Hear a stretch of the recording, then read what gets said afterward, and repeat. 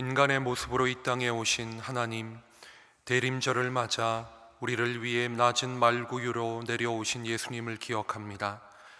어둠이 가득한 세상 속에 한 줄기 빛으로 찾아오신 주님을 생각하면 표현할 수 없는 감사와 기쁨이 솟아오릅니다. 고통과 절망 속에서 메시아를 기다렸던 이스라엘 백성처럼 마지막 때에 다시 오실 주님을 소망 가운데 기다립니다. 오래전부터 주님의 오심을 대망했던 예언자들의 간절한 바람을 이어받아 우리 역시 왕으로 임하실 주님을 사모합니다. 세상을 구원하기 위해 아기의 모습으로 오신 주님을 기억하며 우리 삶의 죄와 교만을 몰아내고 경건한 절기를 보내도록 도와주옵소서. 매주 대림절의 촛불을 밝힐 때마다 우리 안에 식었던 주님을 향한 사랑과 이웃을 위한 섬김, 교회를 위한 헌신, 세상을 향한 나눔이 새롭게 피어나게 하옵소서. 분열하고 대립하는 세상 속에서 그리스도인들이 주님을 따라 평화의 등불이 되게 하시고 화평을 만들어내는 주님의 도구가 되게 하옵소서. 소망을 가지고 주님의 임재를 기다리는 소외된 이웃들과 상처 입고 고통받는 사람들에게 주님의 교회가 따뜻하고 밝은 희망의 빛을 비추도록 주여 힘을 더하여 주옵소서. 하나님 아버지, 한 해를 마무리하는 12월을 보내며 그동안 부어주신 크고 넓고 깊은 은혜에 감사합니다.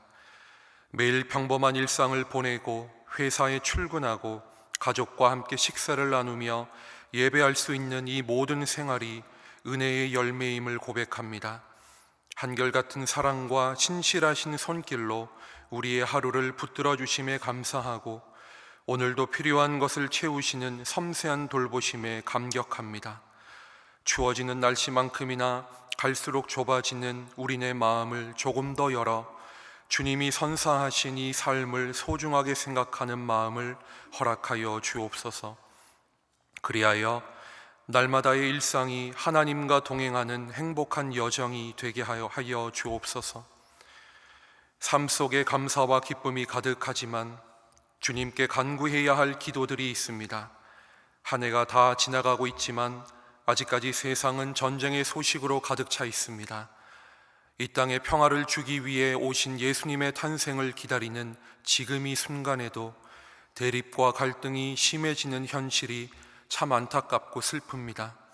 평화의 주여, 속히 오셔서 모든 분열을 멈추시고 2000년 전 천사들이 노래한 하늘의 평화가 이 땅에 임하게 하여 주옵소서. 난민들이 안전한 터전을 찾을 수 있도록 새로운 길을 열어주시고 온 세계가 화해와 재건을 위해 지혜를 모으게 하옵소서. 주님의 교회를 평화의 도구로 사용하시고 성도들의 기도가 평화의 사역을 일으키는 영적인 힘이 되게 하옵소서. 우리나라를 위해 기도합니다. 어려운 경제 상황과 어지러운 정치 환경이 새해에는 더 나아지기를 원합니다. 한국교회 성도들의 간절한 중보 기도가 사회의 각 영역에서 이루어지게 하시고 나라를 이끌어가는 수많은 리더들이 각자의 역할을 책임감 있고 정직하게 수행할 수 있도록 도와주옵소서. 다양한 생각과 관점을 갖고 있는 사람들이 서로를 존중하고 포용하는 너그러운 문화와 분위기가 형성되게 하옵소서. 이 시간 병상에서 두려움과 외로움을 이겨내며 치유를 바라는 환우들과 그 가족들을 위해 기도합니다.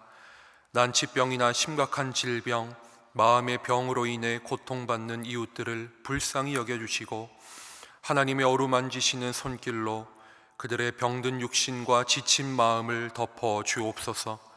치료하는 과정 속에 굳건한 믿음을 갖게 하시고 평안을 누리게 하여 주옵소서. 고통의 시간을 지나는 동안 함께 하시는 주님의 사랑과 은혜를 깊이 경험하게 하옵소서. 무릎 인공 관절 수술을 받고 회복 중인 권사님을 위해 기도합니다. 유방암 치료를 받는 가운데 수술을 받았습니다. 치료의 손길로 권사님을 붙들어 주시고 치료 과정을 평안하게 인도하여 주옵소서. 당뇨를 비롯한 여러 병을 함께 관리하며 힘들어하는 권사님의 마음을 위로하시고 다시 일어설 수 있는 새 힘을 허락하여 주옵소서. 눈길을 뚫고 주님의 집에 모인 성도들이 거룩한 말씀을 겸손히 듣기 원합니다. 주님의 뜻을 깨닫고 실천하기 원하오니 성령님께서 지혜와 능력을 부어 주옵소서. 예수님의 이름으로 기도합니다. 아멘. 오늘 우리에게 주시는 하나님의 말씀은 호세아 13장 1절에서 16절의 말씀입니다. 호세아 13장 1절에서 16절의 말씀을 함께 읽겠습니다. 에브라임이 말을 하면 사람들이 떨었도다. 그가 이스라엘 중에서 자기를 높이더니 바알로 말미암아 범죄함으로 망하였거늘 이제도 그들은 더욱 범죄하여 그 은으로 자기를 위하여 우상을 부어 만들되 자기의 정교함을 따라 우상을 만들었으며 그것은 다 은장색이 만든 것이거늘 그들은 그것에 대하여 말하기를 제사를 드리는 자는 송아지와 입을 맞출 것이라 하도다. 이러므로 그들은 아침 구름 같으며 쉬 사라지는 이슬 같으며 타작마당에서 광풍에 날리는 쭉정이 같으며 굴뚝에서 나가는 연기 같으리라. 그러나 애굽 땅에 있을 때부터 나는 내 하나님 여호와라. 나 밖에 내가 다른 신을 알지 말 것이라. 나 외에는 구원자가 없느니라. 내가 광야 마른 땅에서 너를 알았거늘 그들이 먹여준 대로 배가 불렀고 배가 부르니 그들의 마음이 교만하여 이로 말미암아 나를 잊었느니라. 그러므로 내가 그들에게 사자 같고 길가에서 기다리는 표범 같으니라. 내가 새끼 잃은 곰같이 그들을 만나 그의 염통 거풀을 찢고 거기서 암사자같이 그들을 삼키리라. 들짐승이 그들을 찢으리라. 이스라엘아, 내가 패망하였나니 이는 너를 도와주는 나를 대적함이니라. 전에 내가 이르기를 내게 왕과 지도자들을 주소서 하였느니라. 내 모든 성읍에서 너를 구원할 자 곧 내 왕이 이제 어디 있으며 내 재판장들이 어디 있느냐. 내가 분노함으로 내게 왕을 주고 진노함으로 패하였노라. 에브라임의 불의가 봉함되었고 그 죄가 저장되었나니 해산하는 여인의 어려움이 그에게 임하리라. 그는 지혜 없는 자식이로다. 해산할 때가 되어도 그가 나오지 못하느니라. 내가 그들을 수올의 권세에서 속량하며 사망에서 구속하리니 사망아 내 재앙이 어디 있느냐. 수올아 내 멸망이 어디 있느냐. 뉘우침이 내 눈앞에서 스물이라. 그가 비록 형제 중에서 결실하나 동풍이 오리니 곧 광야에서 일어나는 여호와의 바람이라. 그의 근원이 마르며 그의 샘이 마르고 그 쌓아둔 바 모든 보배의 그릇이 약탈되리로다. 사마리아가 그들의 하나님을 배반하였으므로 형벌을 당하여 칼에 엎드려질 것이요 그 어린 나이는 부서뜨려지며 아이 뵌 여인은 배가 갈라지리라. 아멘. 인간의 인생은 유한합니다. 시간은 영원히 흐르는 것 같지만 우리의 시간은 대단히 짧아요. 겨울이 빠르게 다가올수록 나무의 잎사귀는 떨어지고 식물의 꽃은 사라집니다. 젊었던 시절도 튼튼했던 육체도 또 계속 늘어날 것 같았던 재정도 뜨거웠던 열정조차도 유한한 우리에게 잠시 허용된 이 모든 것은 점점 사라져갑니다. 2025년의 마지막 시간을 보내고 있는 사랑하는 소망의 성도 여러분, 여러분의 삶에는 무엇이 사라지고 있습니까? 호세아 13장의 이스라엘 백성에게는 세 가지 사라짐의 현상이 오늘 일어나고 있습니다. 첫 번째는 신앙의 사라짐, 두 번째는 기억의 사라짐, 세 번째는 결실의 사라짐입니다. 이 세 가지 사라짐이 오늘 하나님의 말씀을 듣는 우리에게 무엇을 보여주는지 이 아침 곰곰하게 또 자세히 우리가 들여다보기를 원합니다. 이스라엘에게 일어난 첫 번째 현상은 신앙의 사라짐입니다. 신앙의 사라짐. 에브라임으로 불리던 북이스라엘은 풍요의 신 바알을 선택하고 하나님을 버렸습니다. 그 결과 이스라엘 안에 여호와의 신앙이 자취를 감추다시피 완전히 사라졌습니다. 1절에서 3절을 우리 한 목소리로 읽겠습니다. 에브라임이 말을 하면 사람들이 떨었도다.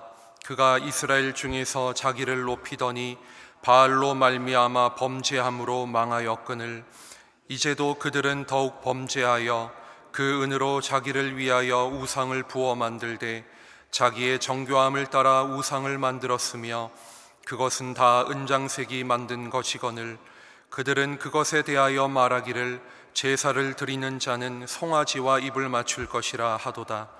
이러므로 그들은 아침 구름 같으며 쉬 사라지는 이슬 같으며 타작마당에서 광풍에 날리는 쭉정이 같으며 굴뚝에서 나가는 연기 같으리라. 아멘. 이스라엘의 12지파 가운데 유다 지파 다음으로 강하고 컸던 지파가 바로 이 에브라임 지파입니다. 이 에브라임은 스스로 하나님을 향한 믿음을 저버렸습니다. 에브라임의 신앙심의 상실은 우리에게 조금 더 뼈저리게 다가오는 것 같습니다. 왜냐하면 에브라임 지파 출신의 지도자 여호수아의 그의 마지막 고백을 우리가 잘 알고 있기 때문이죠. 여호수아 24장 14절과 15절의 말씀을 제가 읽어드리겠습니다. 그러므로 이제는 여호와를 경외하며 온전함과 진실함으로 그를 섬기라. 너희의 조상들이 강 저쪽과 애굽에서 섬기던 신들을 치워버리고 여호와만 섬기라. 만일 여호와를 섬기는 것이 너희에게 좋지 않게 보이거든 너희 조상들이 강 저쪽에서 섬기던 신들이든지 또는 너희가 거주하는 땅에 있는 아모리 족속의 신들이든지 너희가 섬길 자를 오늘 택하라. 오직 나와 내 집은 여호와를 섬기겠노라. 오직 나와 내 집은 여호와를 섬기겠노라.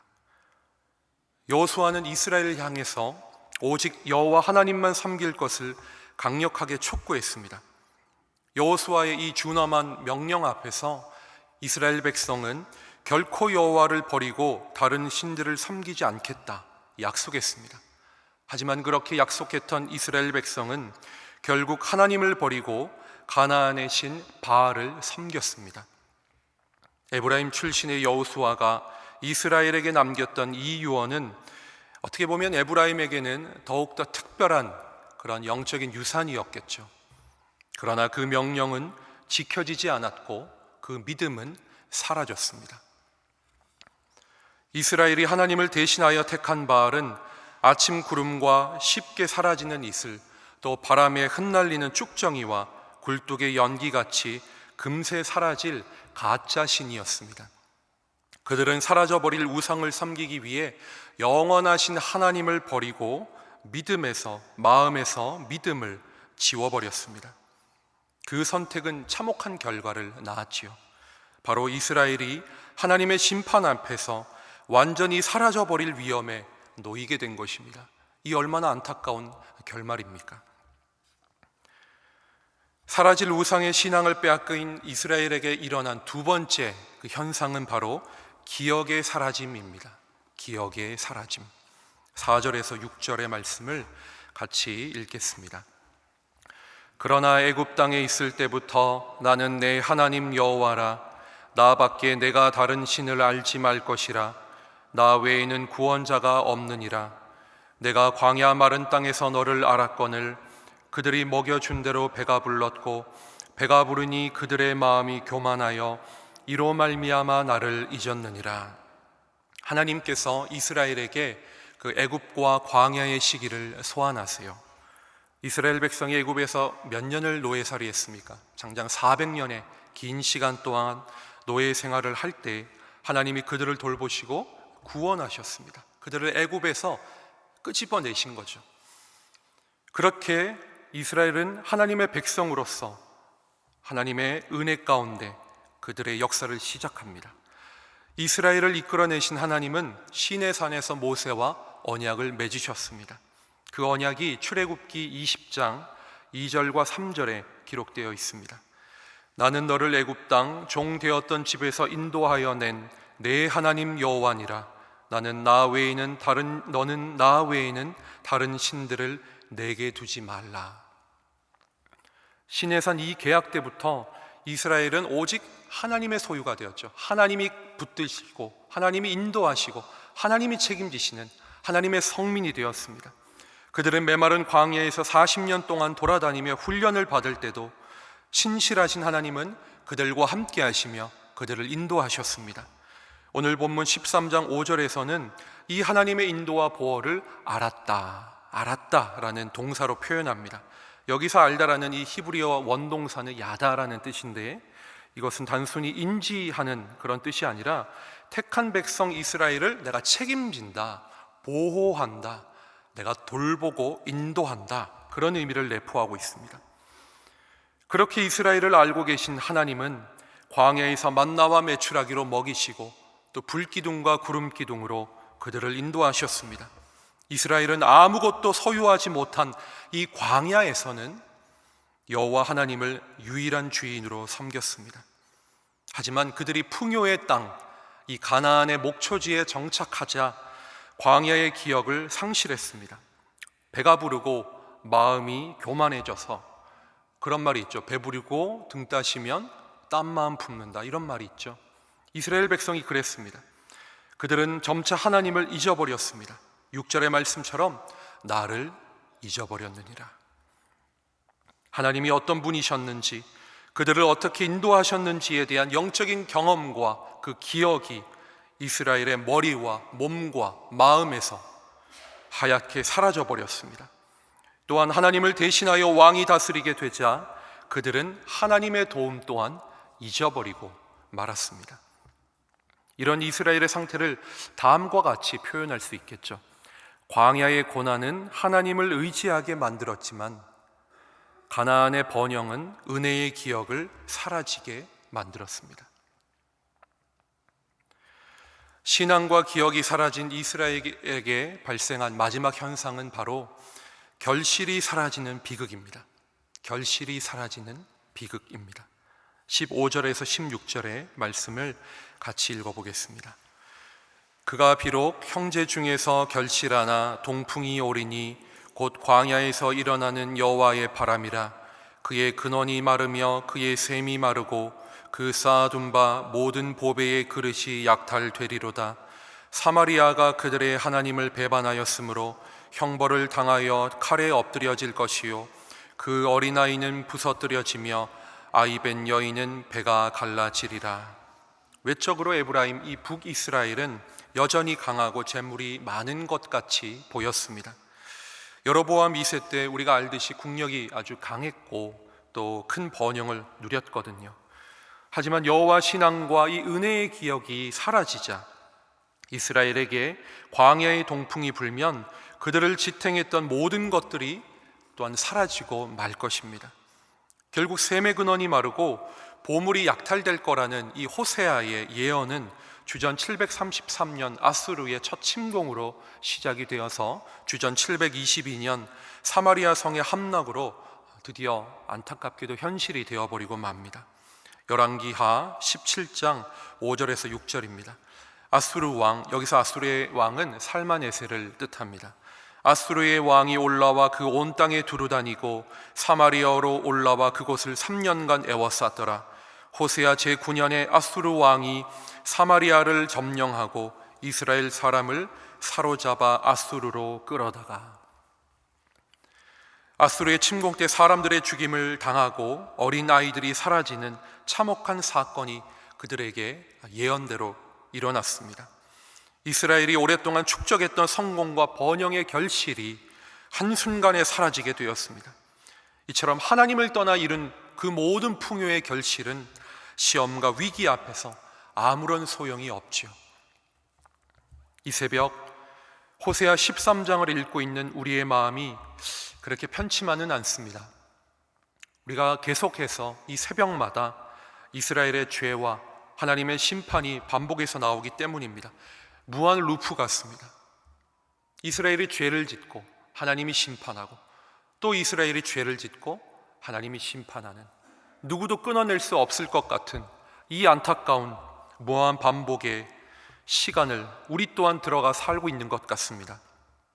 조금 더 깊이 들어가 보면 호세아 13장의 말씀 안에 우리 자신의 모습이 있지는 않는가? 그런 두려움과 어떤 불안함, 그것이 우리를 이 새벽 사로잡기 때문에 그런 것은 아닌가? 우리가 생각해 보아야 합니다. 나의 삶 속에서 하나님 앞에 사라진 것은 무엇일까? 나는 하나님 앞에 어떤 것을 잃어버리고 있나? 그러한 질문 말입니다.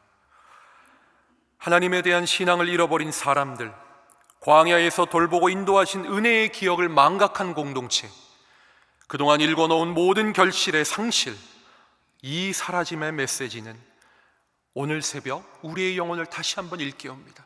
일어나라, 깨달으라, 기도해라, 회개해라. 하나님께서는 본문을 통하여 우리에게 질문하십니다. 너는 무엇을 잃어버리고 있는가? 우리에게 사라진 것은 무엇인가? 이처럼 예언서에 계속 등장하는 이스라엘의 이 죄악과 심판의 이야기는 하나님의 백성인 우리들에게도 많은 질문과 고민을 남겨줍니다. 이 불편하지만 우리를 살리는 물음은 결코 우리의 영혼에서 사라지면 안 됩니다. 종교개혁자 루터는 이렇게 말했습니다. 내가 너의 마음을 붙잡고 걸고 너의 신뢰를 두는 그것이 바로 너의 하나님 우상이다. 다시 한번 말씀드립니다. 네가 마음을 걸고 너의 신뢰를 두는 그것이 바로 너의 하나님 우상이다.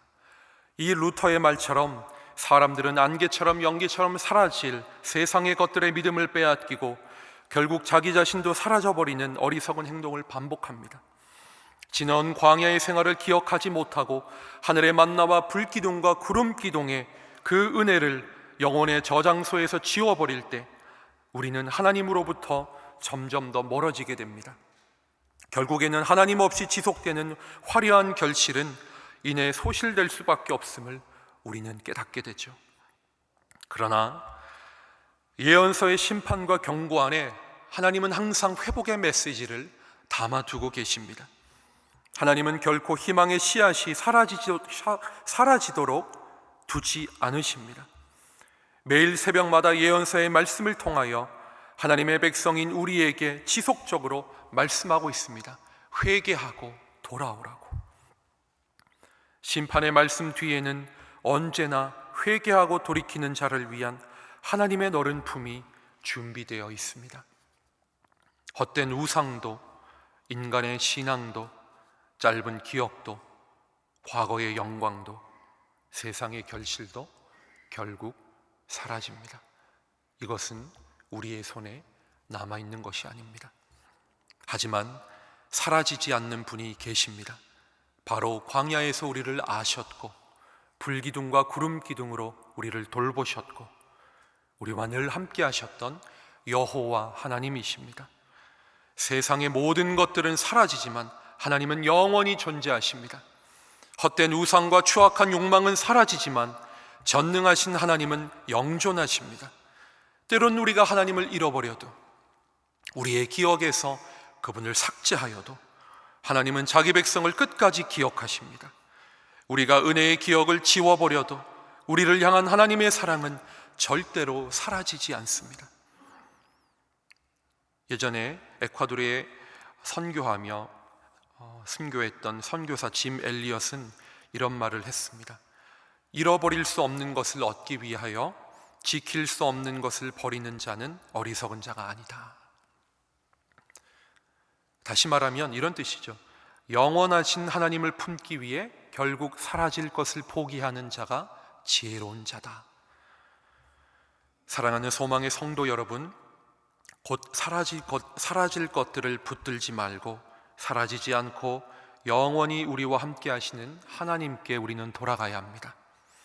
곧 사라질 세상의 것들을 탐하지 않고 영원히 빛날 천국의 영광을 바라보고 마른 영혼의 은혜의 강물이 흠뻑 다시 흐르기를 사모하며 우리는 오늘 이 새벽 하나님이 우리에게 기회를 주셨을 때 기도해야 합니다. 모든 것들은 사라집니다. 하지만 한 분 하나님은 영원하십니다. 대림절을 보내고 있는 이 새벽 사라질 것으로 가득한 이 땅에 영원한 소망의 첫 열매로 오신 예수 그리스도를 붙잡고 주님 다시 오실 때까지 역동적으로 기다리는 은혜가 우리 가운데, 여러분의 가족과 여러분의 앞으로의 남은 삶 가운데 가득하시기를 바랍니다. 기도하겠습니다. 하늘에 계신 우리 아버지, 아버지의 이름을 거룩하게 하시며 아버지의 나라가 오게 하시며 아버지의 뜻이 하늘에서와 같이 땅에서도 이루어지게 하소서. 오늘 우리에게 일용할 양식을 주시고 우리가 우리에게 잘못한 사람을 용서하여 준 것 같이 우리 죄를 용서하여 주시고 우리를 시험에 빠지지 않게 하시고 악에서 구하소서. 나라와 권능과 영광이 영원히 아버지의 것입니다. 아멘.